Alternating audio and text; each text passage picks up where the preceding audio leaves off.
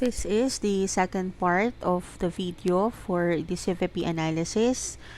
So we will be discussing here are the relationships that can be established once na-identify na natin yung 5 elements that needs to be given focus sa CVP analysis. So the first relationship po is known as the contribution margin per unit.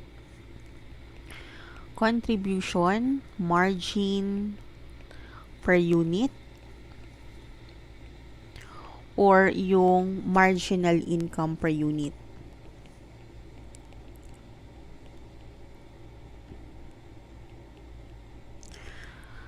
So ano po ba ang tinutukoy or ano po ba ang ibig sabihin ng contribution margin per unit? So before, pinag-usapan natin na it is very important na maklasify natin ang cost whether it's variable or whether it is fixed. Kapag sinabi natin pong contribution margin per unit, this is the excess of your selling price over your variable cost. Okay? And ito yung amount na kaya siya tinawag na contribution margin kasi yung excess na to will be used in order to cover what? Ito yung cost in order to cover the fixed cost and at the same time to provide operating profits.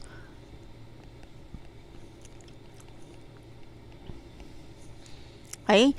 So, kapag contribution margin ang pinag-uusapan natin, ang pinaka-formula natin dyan, yung contribution margin per unit, ang pinaka-formula natin dyan, of course, selling price. Siyempre, per unit din ito, less the variable cost per unit.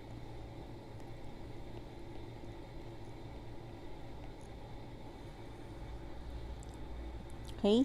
So, once po na makuha natin ang contribution margin per unit, alam na natin kung magkano ba ang available natin na pang-cover ng fixed cost at kung meron pa pang-contribute sa operating profit. Okay? The other one is the contribution margin ratio.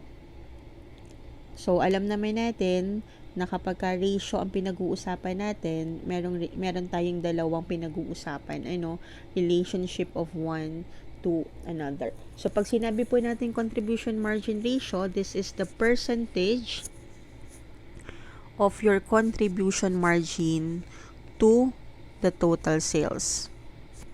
And based on that, ang formula po natin sa pag-compute ng contribution margin ratio ay yung contribution margin natin divided by our sales. So, makakakuha tayo dito ng percentage. So, para saan, ano po ang importance or use ng contribution margin ratio?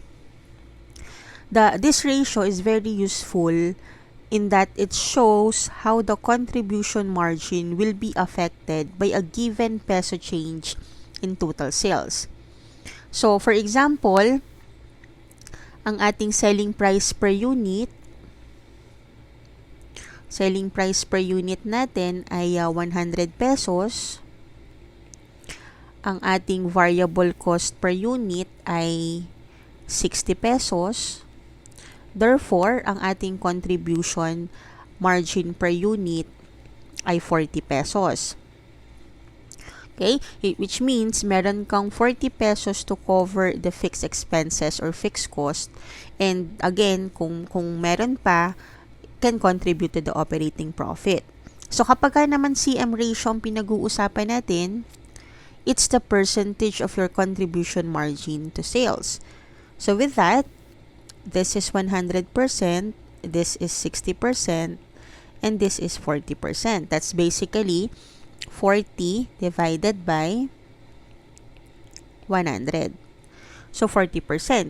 Which means, kapag po tumaas yung sales natin. Okay? So, let us say, ang nagkaroon tayo ng increase sa sales natin ng 100,000. So, considering our contribution margin ratio, ang assumption natin ay tataas ng 40% ang ating contribution margin. So, that will be 40,000 pesos increase in contribution margin. And with the assumption na ang fixed cost natin ay fixed pa rin, kasi 'di ba yun yung assumptions natin, ang fixed cost ay fixed, walang changes sa fixed cost, then we have 40,000 increase in the net income. Okay, again, provided that the fixed cost is constant.